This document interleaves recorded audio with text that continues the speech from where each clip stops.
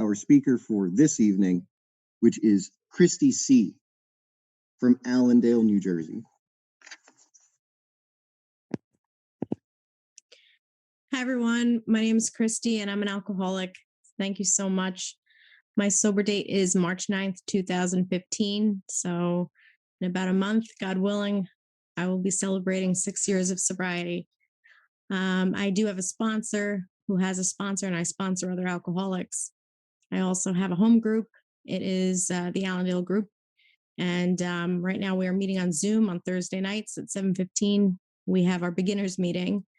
And on Sundays at 7 p.m., we have our speaker discussion meeting. And I say all of that because, you know, that was something, told to me in the beginning to have a sponsor, to have a home group, and to take action in all three sides of this triangle of unity, service, and recovery. And because of that, my life became whole. It's still becoming more whole. And I've been able to maintain my sobriety date.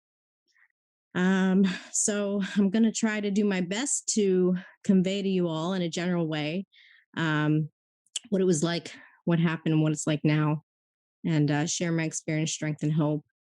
Um, I'm somebody who came into Alcoholics Anonymous before I was actually willing to do the work.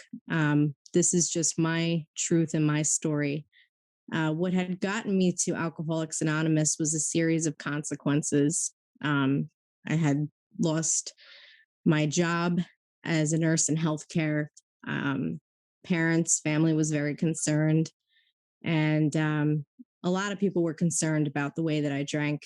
And I kept telling myself that this was normal because really my alcoholic life really seemed to be just normal to me, even amidst all the consequences and the suffering and all the harms that I had caused. But I knew nothing about what it really meant to be an alcoholic. I just knew that I had an idea in my head about what I thought that was. I would have said, I think perhaps my stepfather might be, my dad definitely, my aunt, and I just told myself a lot of lies, that I wasn't like them, and I knew my limits, and I just was apart from. And the whole thing is, when I came to AA, I wasn't presented with the facts, or I was, but I don't think I really was willing to hear it. All I did was kind of just come to meetings. I had a sponsor in my head, and the only person who knew that they were my sponsor was me. Um, I didn't follow the directions. I saw the steps on the wall, and I thought that, if I read them, perhaps I'd have the experience that way. I went through a phase where I thought to myself, maybe because I wasn't done. I didn't want to let go. Absolutely. I wanted to continue to drink and have that ease and comfort. That's the reason why I drank. And I also wanted to somehow experience, whatever I was hearing that people were saying they were experiencing in the rooms of recovery and in AA. And for me, for a girl like me, that just doesn't work out. I can't serve two masters. But back to like the consequences. My first introduction really to alcohol, it was a social thing. Family gatherings. I have an Italian, Irish, and Puerto Rican, family members. So there were a lot of parties. And I kind of, was always curious about it. Um, but the thing is, I also saw that there was a relationship that people in my family had to alcohol that it wasn't always the best results. I saw a lot of negative things. For example, when my father drank, I saw a lot of abuse, and again, like I just say that because I'm just showing you, I the experience I had in terms of alcohol and the very first things. But as I got a little bit older, I would say like I was 13. My stepfather had poured me a glass of Bailey's on the rocks. And, I remember feeling the warmth. I remember feeling, like I did enjoy the taste. And I felt like this was something I would want to do again, all the while, like, I had seen why people were laughing and having fun, and that stuff was very appealing to me. Alcohol was very appealing because of that. Um, but again, like as I got older, I was confused because I also saw the negative stuff, in my own household. And my dad did sit down with me and he told me never to start drinking if I had already to stop because it will ruin your life. And I really didn't understand it at the time. I didn't know that there was something called sobriety. I didn't know that I didn't know any other way. I just thought this was alcohol, and sometimes dumb dumb things happen to people, and sometimes it didn't. And I just kept having standards for myself, and saying like this is going to be something that I'll be able to control and enjoy, right? And I'll be okay. I didn't really acknowledge my father's warning. My attitude was, I was kind of apathetic. I was like, well, thank you, for that information, but that's just not going to be me. I'm not going to run into those troubles. you know um I see people in my family. I went to a wake for a family member who had died, and at that age, the best way that my family told me how that person died was that they drank too much. I know today that they weren't, they would not see our way of life, our design for living. They were not offered a way out, that's laid out clear in our text, our basic text, the big book of Alcoholics Anonymous. They died an alcoholic death, with cirrhosis of the liver. I just wouldn't know that at the time, that happened. But still, I hear that that's a consequence, and I see that, and I'm still like, no, that's not going to be me. I'm going to be fine. um my internal condition was much of like, yes, the book describes it perfectly: restless, irritable, discontent. Absolutely, putting it lightly. And I needed something, no matter what happened to me in my life, watching my parents get a divorce, watching this happen. There's a lot of people that have a lot of things happen to them. That's not what makes me alcoholic either. I'm very clear about what makes me an alcoholic. But sure, I would say some of those things maybe made me want to drink more. Maybe had me quickly seeking that drink and that bottle, more easily and more frequently. But the truth is, I drank when I was happy, I drank when I was sad. It really didn't matter. um to treat, to seek for that effect, to treat this inward, spiritual malady that I know now that I suffer from. And that condition exists for me, drunk or sober. So I go through high school, I go through college. I'm definitely, afflicted with alcoholism. My drinking definitely took on some heavier, proportions when I was in college. And, somehow I managed to finish my degree in nursing. And though with some struggle, I did finally pass my nursing boards. But, all the while I'm partying with people. I had to, find other people who drank like me. If they didn't like the way that I drank or made a comment, I really didn't want to have anything to do with those people. Same thing like when my family, my immediate family, would try to come and talk to me about how much I had been drinking, and is everything okay, because I think you need some help, I think you need to slow down.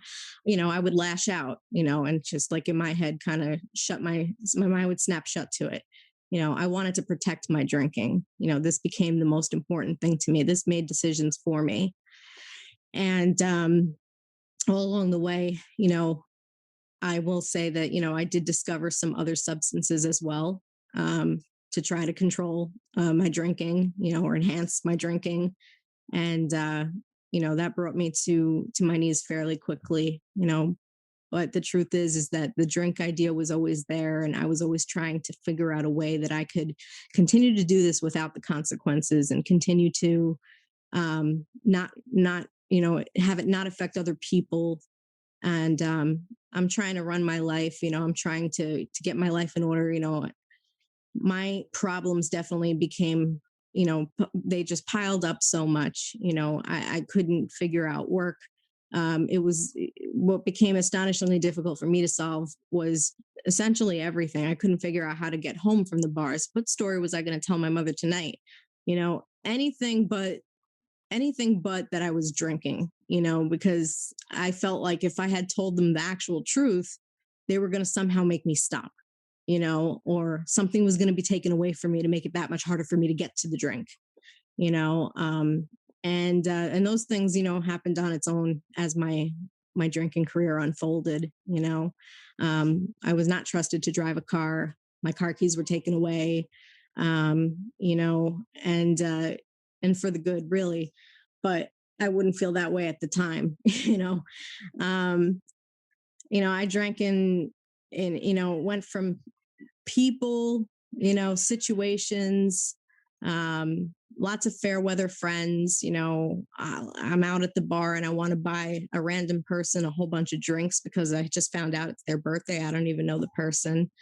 No idea how I got home. I'm in the same clothes.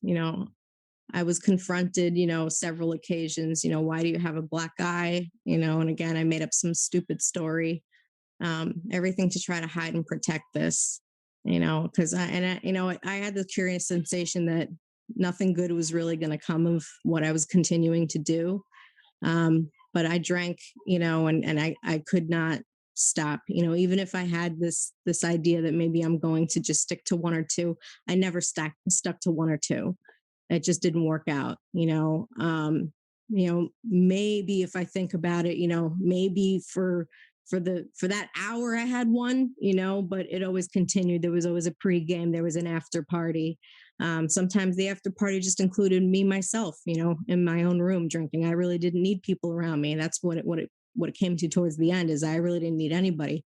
I was content with whatever alcoholic beverage there was. I didn't have one particular one. I drank it all, wine wine, beer, rum, tequila, whiskey. It really didn't matter. Vodka.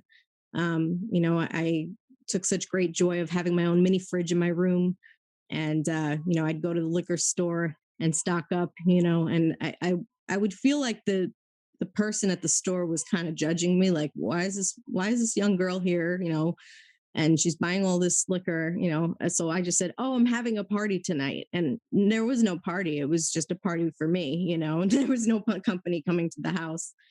But that's what it had become. I had hid the evidence, in my room, because I was afraid that my parents were gonna, they were gonna see it and again try to intervene, or take away.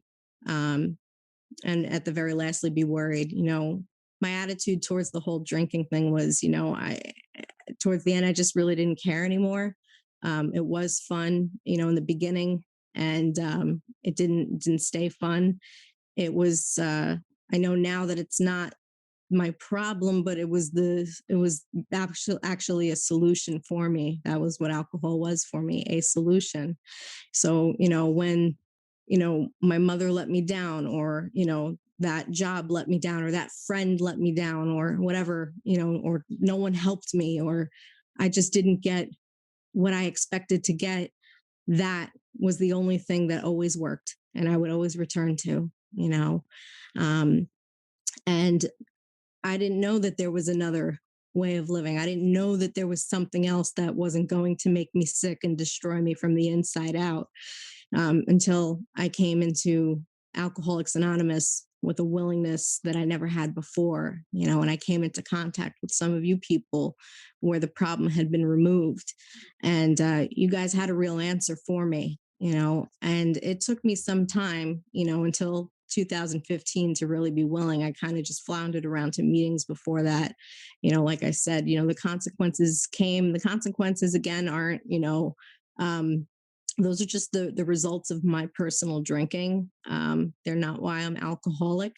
I'm alcoholic. I have a spiritual malady. I have a mental obsession, an idea or thought that outweighs all others.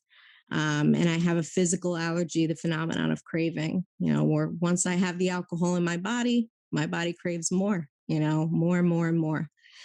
And, you know, I needed something with depth and weight.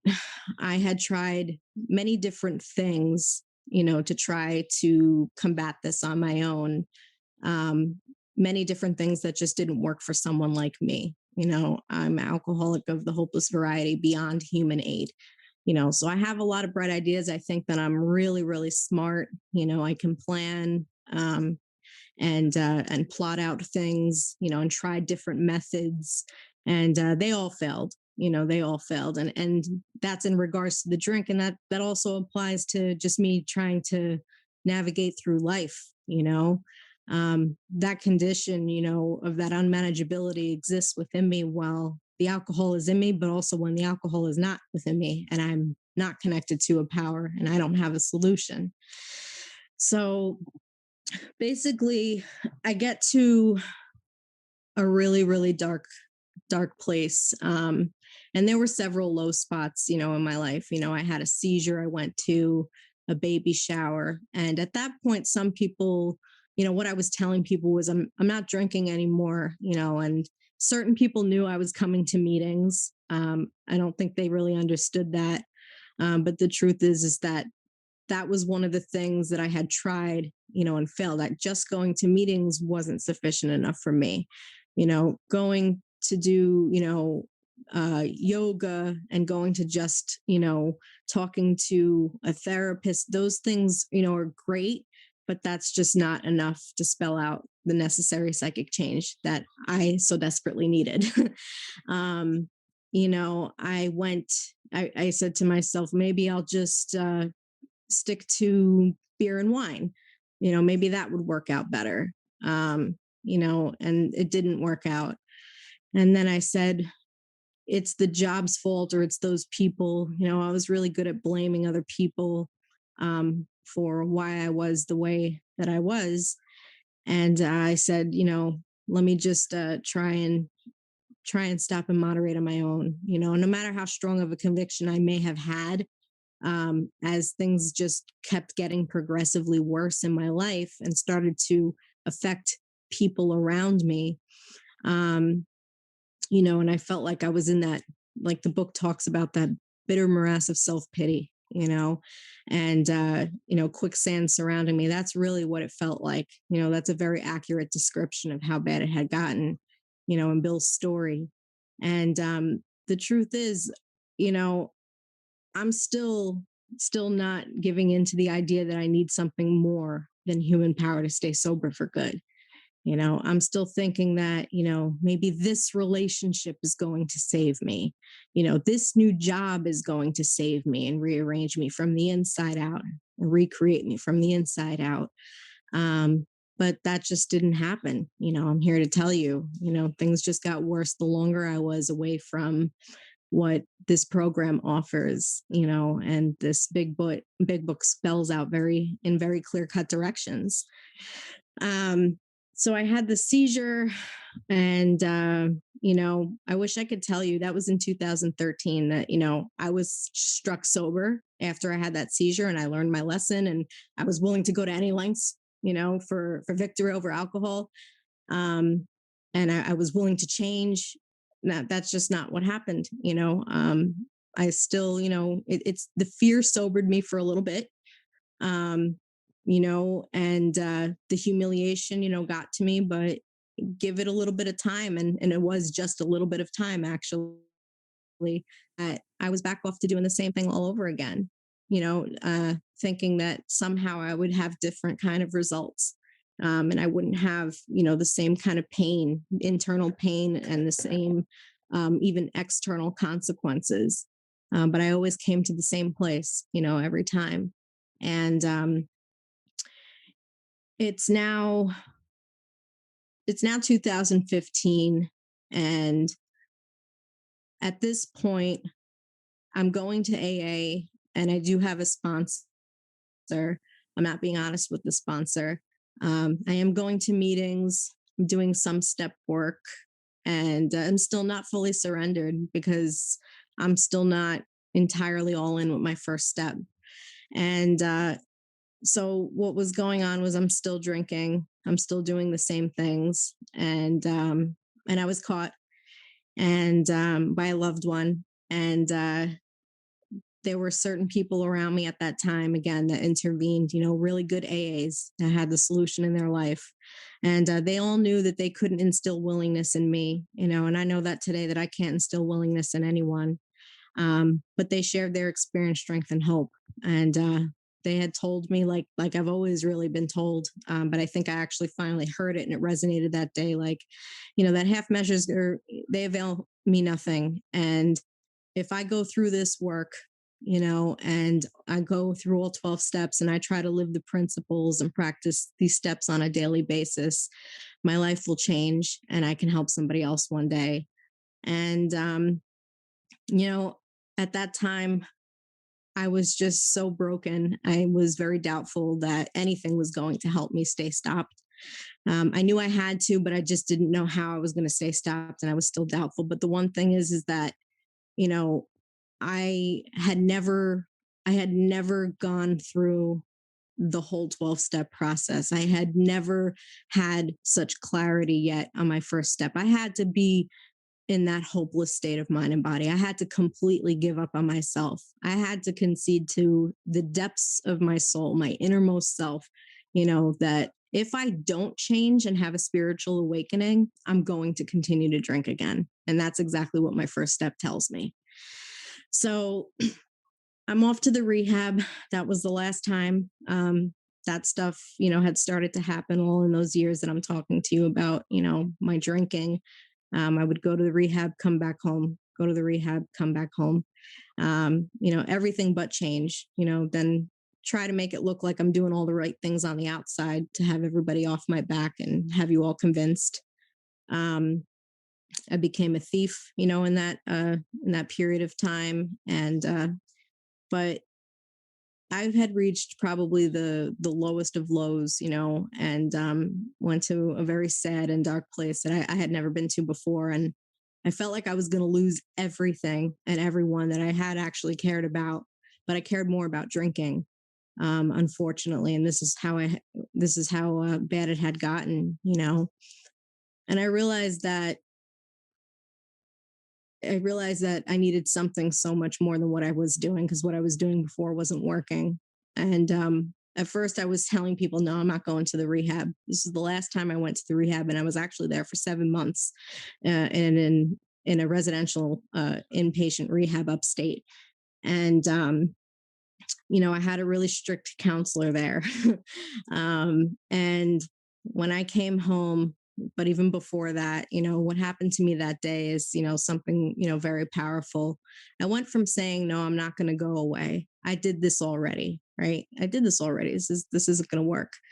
Um, and good AAs, again, were really trying to reach out to me and talk to me and be there for me, and do all that they could do, right? But the willingness to change and the willingness to do something different had to come from within, and I look at it as it was definitely grace, from my higher power, which I call God. So I remember praying out loud, right? Because that was something I was familiar with. I was talking out loud, to something, saying, I don't know what to do anymore. I'm out of answers. I'm out of ideas. But I really want help, And then all of a sudden, my thoughts shifted, and I had the thought that I should go away to this rehab. I should go away. I should get physically separated. And when I come back, I'm going to go to a meeting. I'm going to get a sponsor. I'm going to work all 12 steps with such, willingness and sincerity and open mindedness and honesty. And maybe one day I can help somebody. And essentially that's what happened, and that was on March 9th, 2015. So for me, a couple things going into this big book where my recovery started, I dove into AA, I did join Allendale. I did get a coffee commitment. I did everything that was directed to me. And in terms of the book experience, I discovered the truth about what I suffer from. You know, every method I had tried failed. I understood, what was behind, the way that I drank, in terms of the body, in terms of the mental sense, and that spiritual malady. And I had to really see my insanity in step one, before going along with the idea of needing to be restored to sanity. But it was so clear to me, and I needed something so much more powerful and larger than life. Lack of power, is my dilemma. It tells me that, and I believe that. And I had to find a power by which I could live. That was going to be the solution. Because for me, there were only two alternatives. I was very clear about, going through this book. I was willing to go to any lengths. I showed up for step work. I never canceled. They asked me to go to a meeting, every meeting, every day, go to a meeting, call other alcoholics. I did those things.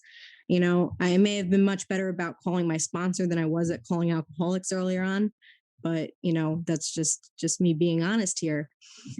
But in the book, it was so powerful and comprehensive. And you know the alternative was for me, either I was going to accept spiritual help, or I was going to go down this horrible path, that I had been reliving for so long.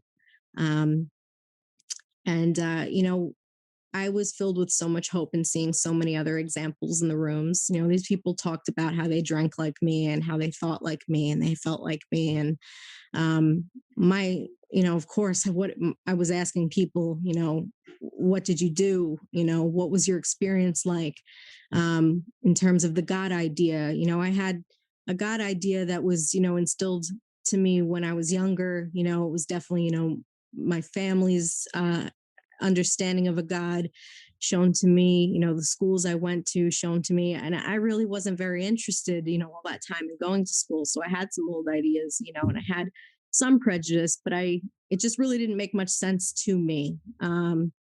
But I definitely believed that I was not the power and I was not the solution.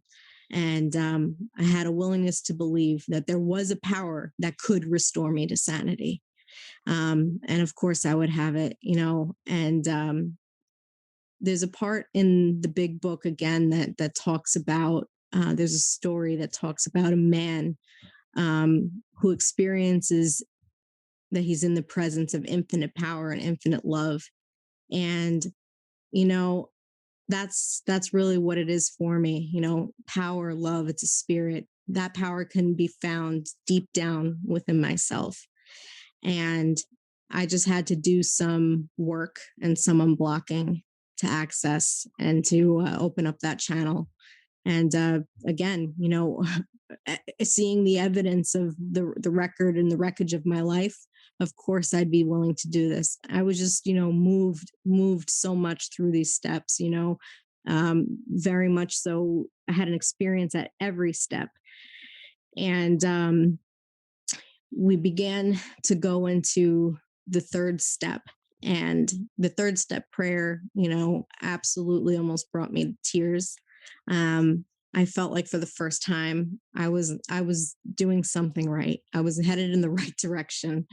Um, Obviously I can't manage my life. I want to be the director. I want to tell you what to think. I think I know how you're supposed to act. I think that I have better plans.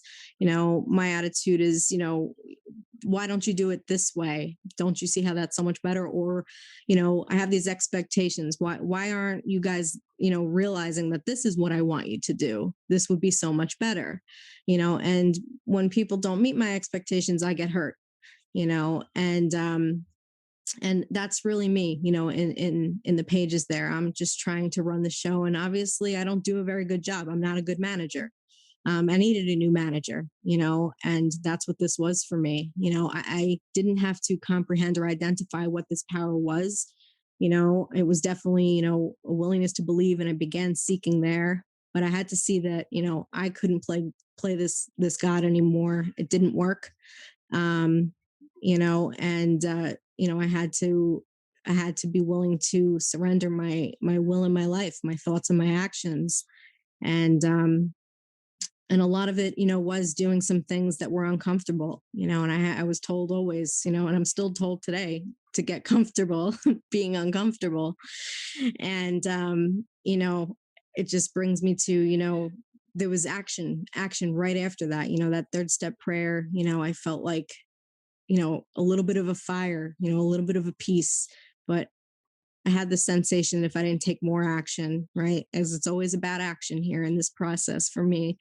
And I have to be taking it, or I'm just not moving forward, and I'm going to get sick again. Um, I had to next, immediately the next thing was to launch into this inventory. I wanted to, seek and feel this power. I know I needed it. I absolutely wanted it. And I was willing to do whatever actions necessary to access it. I had to face and be rid of the things that were blocking me from this spirit. And that's essentially why I was directed to do inventory. So I get into the resentments piece and pretty easy, writing down who I'm angry at, why I'm angry at them, all the different parts of self. Was it, they're affecting my self-esteem, my pride, my ambition, my security? Is it pocketbook, personal relations, sex relations, and all the different fears behind it? Um, then I was told to look at this resentment inventory from an entirely different angle, and I have to look at my self-seeking actions, my selfish attitude. What delusion was I in? What fear? What harms did I cause? And the real magic, the realization. Where did I set the ball rolling? Where have I done the same thing to this person that I resent? Right? And how can I be angry when I've done the same? This was basically a very clear picture of what life looked like run by Christie, and it was a horror show. um, my experience was then after that to make a comprehensive fears inventory, and I see that self-reliance fails me every time. And make another inventory, of my conduct in relationships, sex inventory, where had I aroused bitterness, suspicion, jealousy? There were many different questions posed to me. Um, and I see a lot of patterns, and I see, where I had been, not the most faithful person, not the best partner, not the most open, not the most loyal, not the most honest. Um, and, clearly I needed an overhauling there. um, and then I see all of this, and really what comes to me is I just don't want to be this person anymore. I see a lot of defects, that I'm going to bring into 6 and 7, under the direction of my sponsor, and bring to God. And I see again, obviously there needs to be much more work to be done to be changed. And I need God's help to get rid of this selfishness and this self-centeredness. um, I see how much of a hypocrite I am. I see how how how I have these defects, such as being spiteful, controlling. I see it all. I see a lot. And again, like this was all about change. This was all about how free do I want to be? And do I believe that God wants me to continue to live this way? No, I don't. God wants me to do the right thing. I believe I try to do the right thing because God wants me to do it. So we go into this fifth step, and I was as honest as I could have been, and it was a long talk. And I did the hour of meditation as directed. I made sure I was clear on my foundation from the beginning. I went through the first 5 proposals, or the first 5 steps, reviewing my work. Was I clear on my first step, my second, my third? Was there anything that I left off of the inventory, that I needed to discuss? Were there any secrets? Um, and you know what? All I really felt was a huge sense of relief. Um, I definitely felt lighter. I definitely felt more in tune with the spirit. And I was eager to continue, move forward. And the sex ideal, the directions to me that were given were, to ask myself, write it out, God, in the future, I would like to be, and what I need to bring to the relationship, and what God wants me to bring to the relationship, and what I also need to be okay. Um, and the truth of the matter is that this is all progress, and all work, and all discipline. And there's things that I absolutely can do, when it comes to 6 and 7 and looking at these defects. It's easy for me to say, absolutely, these things are objectionable to me. Take them all away, you know, but they still come up, and and the thing is I have to be willing, to ask God to remove these things. If there's something I still enjoy, something that I'm still having a hard time surrendering over to this power, I have to pray for the willingness. There's a lot of things that, God makes a lot of things possible. A long time ago, my father told me, Christy, God is going to guide you, but you have to do the footwork, and that definitely applied here in 6 and 7 as well. Because there are just some things that God's not going to do for me. There are things that I am absolutely capable of doing. And funny story, like not too long ago, even, I'm at work and, I work for a pediatrician now. And, and that, again, is just another gift of sobriety, being able to be a nurse in good standing today. Because if anybody saw my record on paper, I mean, who's going to hire a thief? Who's going to hire a liar? But this program, produced such a change. My life was completely recreated, and God had different plans of where he wanted me to be useful. So I shouldn't even have this job, in some regard. And I complained to some people in my network about how, they asked me to come in on my day off. I don't want to work on my day off. Do you like working on your day off?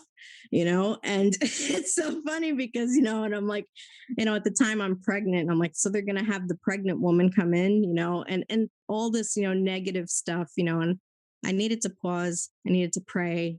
I needed to ask God to remove the anger. I saw a lot of different things, a lot of different defects, so much selfishness. This job has done so much for me. The people there have done so much for me.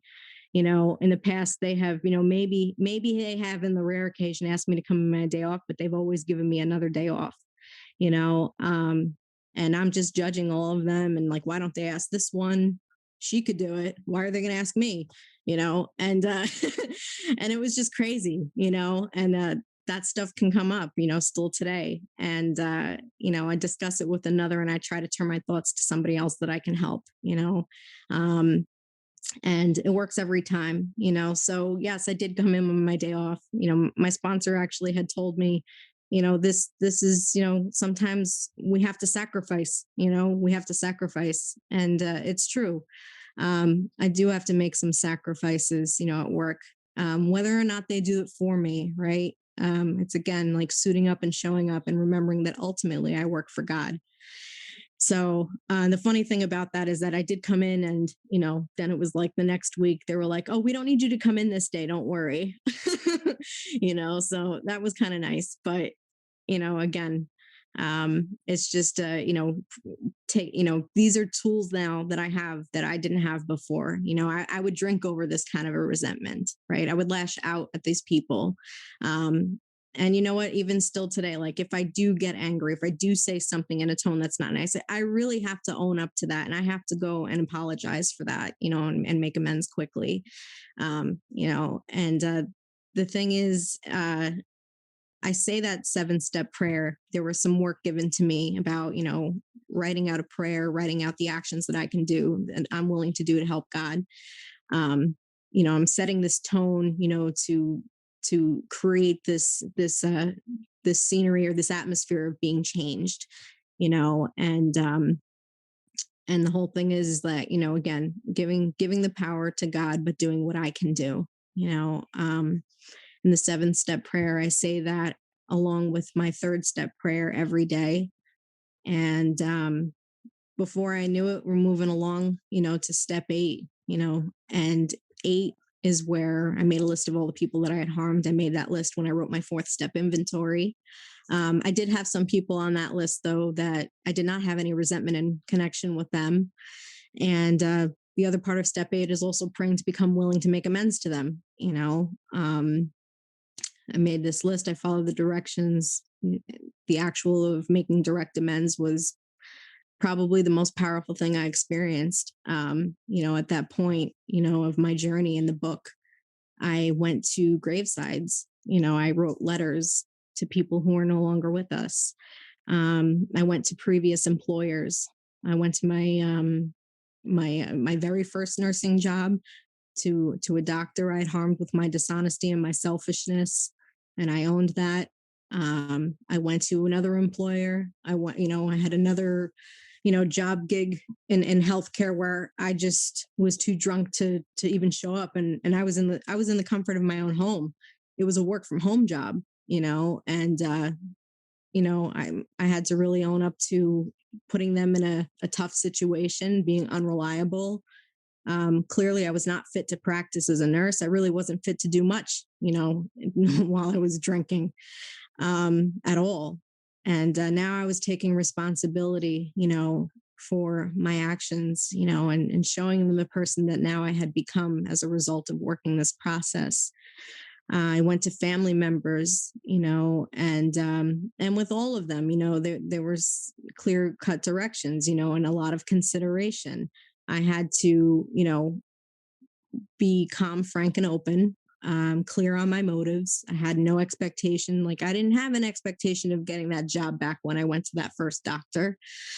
I had no expectations at all. I was just told to pray to God. This is about putting my faith to the test, allowing God for the results, and I'm just in charge of taking the actions. And it was just that simple.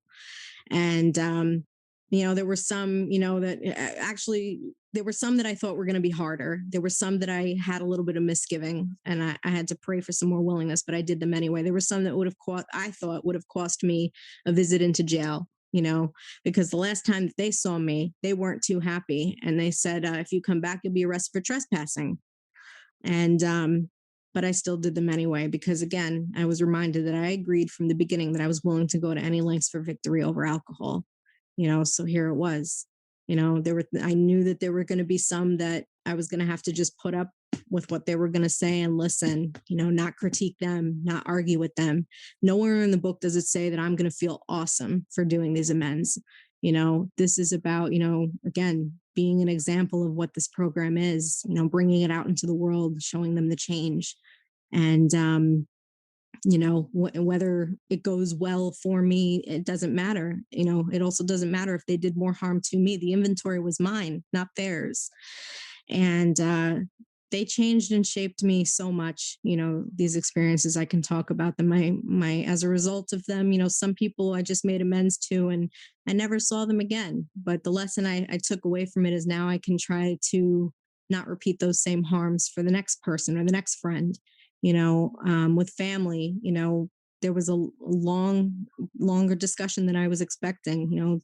The unexpected happened essentially with every situation and every person. But some amazing things did happen, and one of the amazing things is that seeing these people express how they were so grateful for what I was doing, and that nobody had ever done anything like this to them before, brought me a sense of peace. Seeing, like that light come through them, just lit me up from the inside out, and that feeling just grew and grew the more I continued to do these amends. I mean, I remember telling, my network, I was so enthusiastic about these. Like, I was like, oh, I had a powerful experience with this one. And even at the cemetery, my grandparents, and this woman who, I thought she was never going to talk to me again. She was willing to speak with me and listen to me. And just for that moment, I felt peace, and I felt infinite power and infinite love. And that's pretty awesome. And then to see that that other person is clearly feeling that. Um, some of the people, again, like I said, like, we just made the amends, and I move forward. Some people still are somewhat connected to me, to a certain level. I think that it's not about mending an old friendship at all. Again, it's just about an honest desire and putting into action the steps I can take to right my wrongs. That's what this is. I'm here to try to right my wrongs. Now with my family, I had thought certain things were going to be easier with certain family members, and I was clearly surprised because, when I asked that question, is there anything I left out that, or anything that you might want to discuss?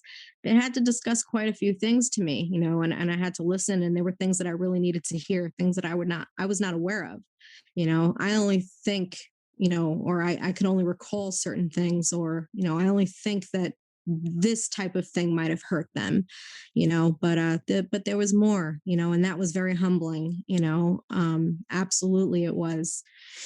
And then after amends, one really cool thing, I talk about it a lot, but um, I went to I went to my first job, and again with zero expectation, and that man said to me, that doctor said he knew exactly what I was doing because his father had made an amends to him and was in a program of recovery.